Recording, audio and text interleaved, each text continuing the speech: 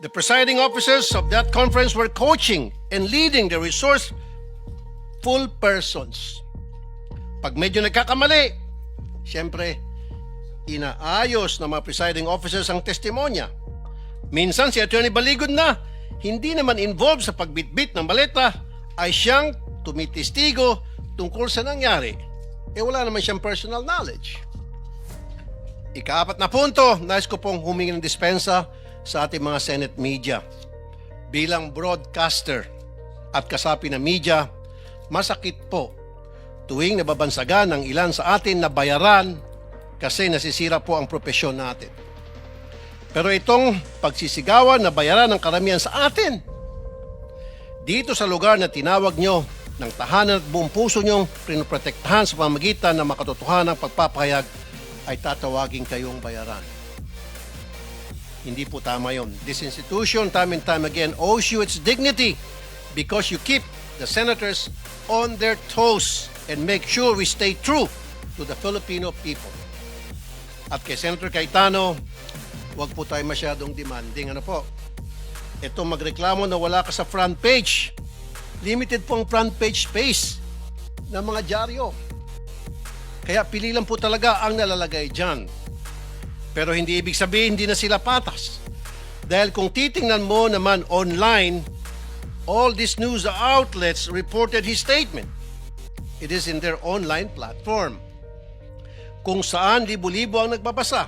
The front page is reserved for the biggest and latest news. Yun bang bagong kaganapan? Yun po kasing pagkapit sa kapangyarihan at hindi pagtanggap sa pagkatalo nyo, lumang balita na po. But nevertheless, it was reported upon. I-google nyo po yun. And my fifth point, we have to look into the allegation na nabayaran ng 5 milyon ang 18 kargador. I'm not saying it's true. Iharap po ng NBI itong witness nila na nagsabi noon. Pero ang masasabi ko lang, ginamit lang kayo ng mga malalaking tao para sa mga personal nilang interest sa politika. Kulang yung 5 milyon. Kunwari, inanalayan nila kayo. Pero pagharapin nyo na itong sangkatutak na kaso na isasampa sa inyo, nitong mga siniraan ninyo, tingnan nyo, unti-unti kayong iwan yan. Ngayon pa lang, narinig mo na sila na nagugas kamay sa mga paratang nyo. Dumidistansya sila sa inyo dahan-dahan. Kaya sa ating mga kababayan, mag-ingat po tayo sa paniwalaan o papaniwalaan. Remember, the devil can cite the scripture for his purpose. No more, no less. When Jesus went into the wilderness to pray, the devil tried to tempt him 3 times. But as he was failing to tempt Jesus, and as he was getting desperate, what did the devil do? He quoted the scriptures from the book of Psalms. Huwag po tayo magpapadala sa mga mabubulaklak na mga pananalita dahil lang siya ay nagbabasa ng Biblia. Huwag po tayo basta maniniwala dahil binansagang bayani o Marines ang 18 na kargador. Buksan po natin ang ating mga mata, tenga at utak. Huwag po tayo magpapadala sa mga live selling nila. Tingnan niyo po kung sino ang nagbebenta. Kasi kung mahistoryan ng pagbubudol at di tayo maingat, tayo na pong susunod na biktima nila. And before I end, I would like to remind my colleagues here in the Senate to please be very careful in calling out some people as bayani, putting them on a pedestal dahil hindi naman talaga totoo. Because that will be a reflection of you. Tatawagin mo ang mga taong umami naman na nag-deliver ng mga kickback kung sino-sino Poncio Pilato. So therefore, matatawag sa sindikato. So kung tatawagin mong bayani ang isang sindikato, sindikato ka rin. As simple as that. Maraming salamat, Mr. Chair. Maraming salamat, Senator Rafi. We now go to Senator JB Ejercito. If you have any opening statement. Mr. Chair, I'll just go straight to the question later so that we can start the ball rolling. Thank you. Thank you, Senator JB. Senator Bang. Okay. Now we go to Senator Tito Soto. Thank you. I'm just here to listen. I actually would not want to dignify parang siningit lang doon sa salaysay. Nevertheless, I'm here to listen, Mr. Chairman. Thank you. Thank you very much, Senator Soto. Senator Risa Ontiveros. Salamat po Mr. Chair at magandang umaga po sa lahat. Wala pong iniiwasan ang bagong mayorya ng Senado. Pero sa kahit anong investigasyon, dapat ebidensya ang mangibabaw, hindi kwento lang. Yan pong gusto sana nating alamin ngayong araw. Pero ang 18 ex-bodyguards, hindi po sumipot ngayon sa Senado. Oportunidad po sana ito para malaman kung ano ba talaga ang totoo. Pero ang resource persons ay wala dito para patotohanan ng kwento nila. Sayang po. I recall a quote which says, "Truth doesn't mind being questioned. A lie does not like being challenged." Salamat po, Mr. Chair. Maraming salamat po, Senadora Risa Ontiveros. Thank you po.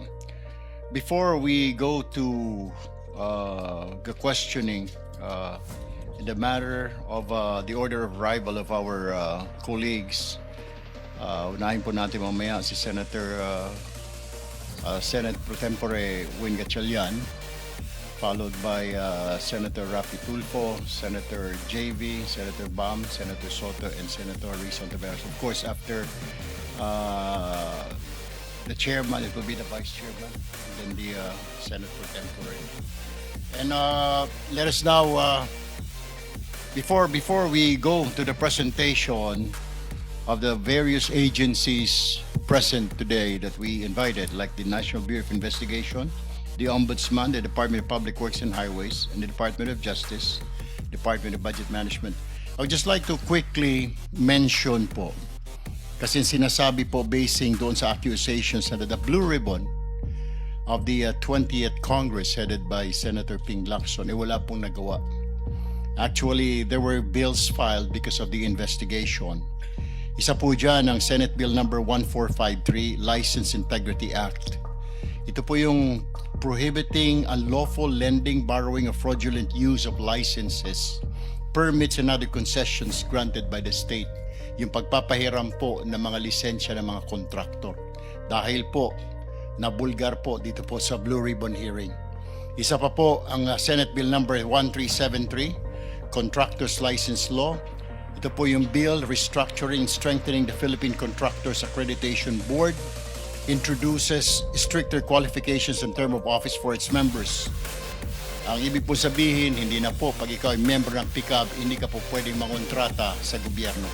SB number 1360, Master Plan for Infrastructure and National Development Act, 30-year Comprehensive Infrastructure Development Master Plan, which shall focus on the country's long-term vision, goals, and strategy of infrastructure development.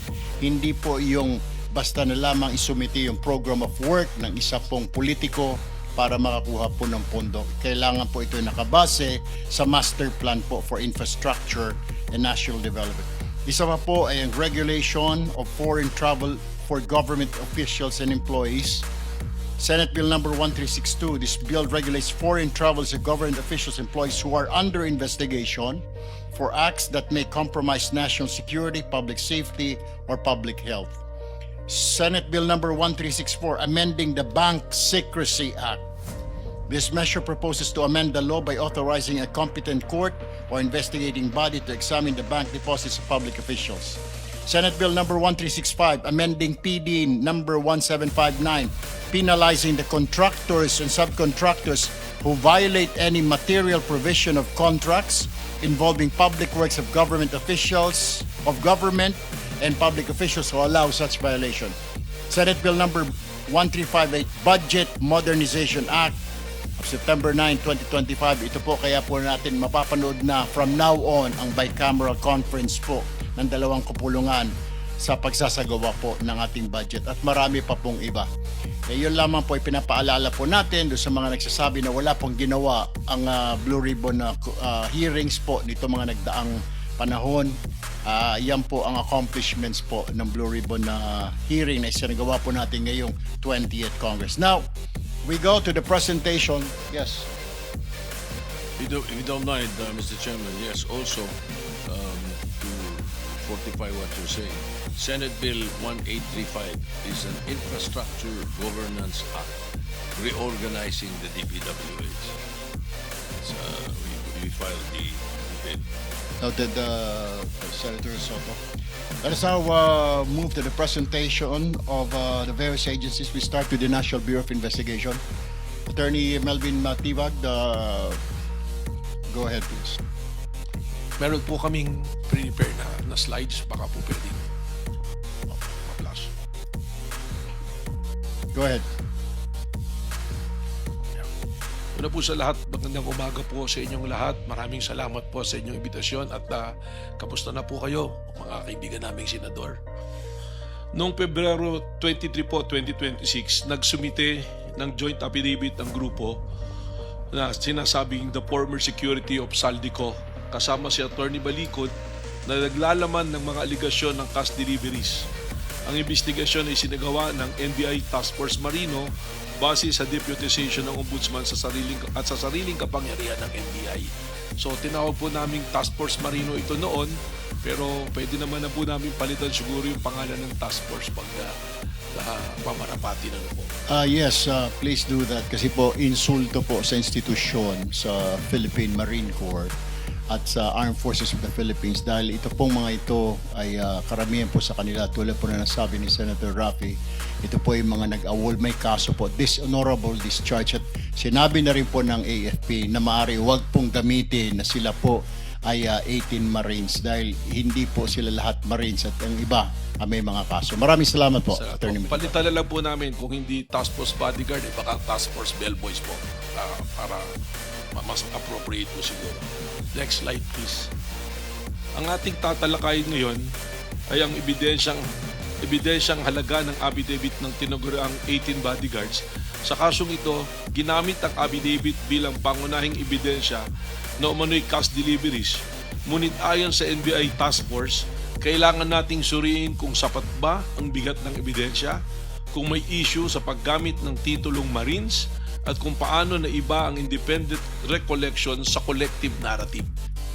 Ang layunin natin ay makita kung ang affidavit ay talagang nakatutulong sa pagbuo ng probable cause, kung ito man ay kahinaan na dapat pagtuunan ng pansin. Sa katunayan po, ang ginamit na lang nga naming pamantayan ay probable cause at hindi na yung memorandum circular ng DOJ na nagsasabi ng there should be reasonable certainty of conviction pag mag-aakyat tayo ng kaso. Next slide please. Ang tanong na dapat sagutin, nakakatulong ba o nakakasira sa kredibilidad ang label na ex-marine? Ginagamit ang label na ito para ipakita ng grupo na may integridad at disiplina. Gaya na nga po ng sinabi ni Senator Raffy Tulfo kanina sa kanyang opening statement. Sa kasong ito, may mga miyembro ng grupo na hindi naman tunay na Marines o honorably discharged. Sa katunayan po, ayon sa aming pagsusuri at pag-iimbestiga, 12 sa 16 na dating Marines ay dishonorably discharged. At may mga miyembro ng Army at Reservists lamang o sibilyan. Kaya ang ex-Marine label ay automatikong nagbibigay ng kredibilidad na sadyang ginamit upang itaas ang kalidad ng kanilang sinasabing testimonya. Next slide please. Ayon sa batas, ang testimonya ay dapat nakabatay sa personal na kaalaman. Kung ang testigo ay aktual na nakakita ng cash delivery, mas malakas ang ebidensya. Ngunit kung narinig lang niya mula sa iba, ito ay hearsay at mahina ang probative value. Ito po ay isang legal na provision. Testimony must be based on personal knowledge. Hearsay has a weak probative value. Sa report na lumabas ng aming pong task force, lumalabas na karamihan sa pahayag ng ay hearsay at 10 to 20% lamang ang base sa personal knowledge ng mga appliance. Halimbawa, may testigo na nagsabing sinabi sa akin ni Estrada na may cash delivery. Hindi ako mismo ang nakakita at hindi rin po nakita kung ano ang laman ng mga maleta. Base lamang sa sinasabi ng kanilang mga kasama o kung ano ang itinext sa kanilang group chat. Next slide please. Sabi ni 10 to 20% lang ang base sa personal na kaalaman. Halimbawa, may ilang testigo na nagsabing nakita nila ang bag, pero ang karamihan ay narinig lamang mula sa ibang miyembro ng grupo o executive assistant. Ang majority ng pahayag ay hearsay, kaya mahina ang ebidensya. Isang halimbawa ng pahayag ng testigo, sinabi sa akin ni Estrada na may cash delivery. Hindi ako mismo ang nakita. Sa report na binanggit ng mga personal knowledge ng bawat tapayan ay limitado. Ang natitirang assertions ay hearsay na. Next slide please. Walang dokumento. Ito na po, importante po ito para suportahan ng kanilang testimonya. Walang dokumento. Yung next slide pa po. Lack of corroboration. Walang dokumento, device, o physical evidence na sumusuporta sa mga aligasyon. Halimbawa, walang CCTV footages, resibo o cellphone records, wala po. Nagpapatunay ng custody. Ang ebidensya ay puro salita lamang, walang kasamang physical na ebidensya. Sa report kahit may subpoena, walang naipakitang original photographs, receipts o bank statement ang grupo. Ang absence ng documentary evidence ay hindi lamang kahinaan, kundi direct failure to comply with the legal directive. Binigyan po namin sila ng sufficient time para magsumite ng mga corroborative evidence, testimonya man o material evidence or physical evidence. Wala po silang isinumite. Next slide please. Ang laman ng bag ay kadalasang hinuhulaan lang, hindi aktual na nakita. Halimbawa, sinabi ng testigo na mabigat ang bag kaya pinaniniwalaan nilang pera ang laman, pero walang aktual na pagtingin o pagbubukas ng bag. Sa report ng 12 sa 18 appliance, hindi nakita ang laman ng maleta at umaasa lamang sa bigat, code word na basura o sinabing executive assistant. Ang corpus, ang elemento o ang cash mismo ay hindi napatunayan na independent evidence. Kung maalala nyo po, may mga lumabas noon na affidavit na naunang inilabas sa media na sinasabi nila kaya na lamang pera, merong mga nasa active duty pa na PNP na binuksan at kumuha ng pera. Pero nung isinumiti na po sa ombudsman yung affidavit, wala na po yun. Hindi na po binanggit yun doon sa kanilang affidavit na isinumiti sa ombudsman. Ang mangyari po rito, parang nagpapalit-palit palagi ang sinasabi doon sa affidavit hanggang po nung muling nagkaroon ng pagdinig po dito. Next slide please. Ang affidavit ay hindi dumadaan sa cross-examination. Kaya mas mababa ang bigat nito kumpara sa testimonya sa korte. Halimbawa sa affidavit, hindi natatanong ang testigo ng kabilang panig. Sana po ito nga yung pagkakataon na magkaroon ng paghaharapan. Kaya hindi masusuri ang katotohanan ng pahayag. Kung may maling impormasyon, hindi ito agad mahihiwatigan. Sa report, binanggit na ang affidavit ay ex parte coordinated at hindi subject sa cross-examination. Ang Supreme Court na po mismo ang nagsabing ang coordinated testimony ay may diminished weight. Next slide please. May mga impormasyon na dumaan pa sa 2 o higit pang tao bago makarating sa affidavit. Halimbawa, ang isang miyembro ay narinig lang mula sa ibang miyembro na may cash delivery, tapos isasama sa affidavit, lalong humihina ang kredibilidad ng ganitong payag dahil hindi ito direktang karanasan. Sa report, maraming assertion ang galing sa group, Viber chats o sa executive assistant, hindi sa sariling karanasan ng applicant. Ang hearsay ay inadmissible at walang independent probative weight. Double hearsay pa nga po. Narinig sa ganito, pinasa sa kanila.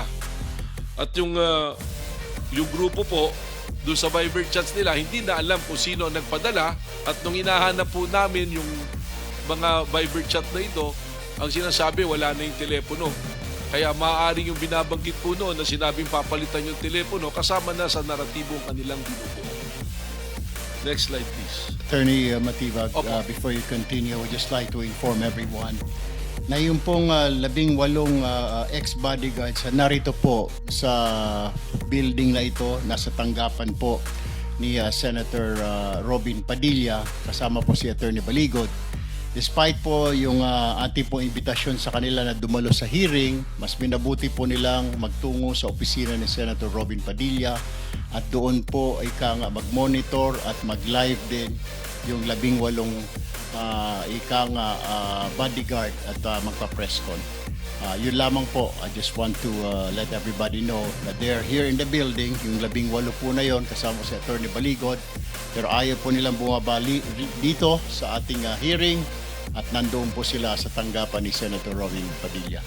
Continue, Attorney Mr. Chair. Matibag. Yes, go ahead, Sen. Risa. Mr. Chair, for the record lang po, bagamat ito pong dinadaos natin ngayon sa pamumuno ninyo na Blue Ribbon Committee ay meeting, pero inaasahan ko rin po na iimbitahan ng chair itong 18 ex-bodyguards sa hearing kapag fully constituted na yung committee.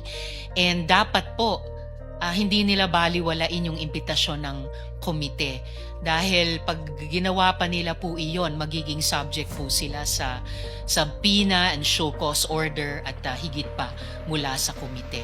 Salamat po, Mr. Chair. Noted po, Senator Ontiveros, gagawin po natin yan. Pero for now kasi, ang ginawa po natin ay inimbitahan lamang natin dahil ito po ay isang meeting lamang, organizational meeting po ng Blue Ribbon Committee.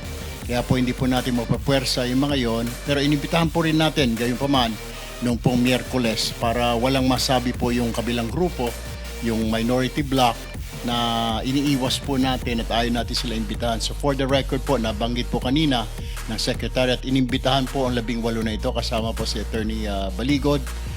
Subalit po, hindi po sila at nagpahayag na po sila kani-kanina lamang na hindi po sila bababa rito bagkus sila po ay bisita ni Senator Robin Padilla.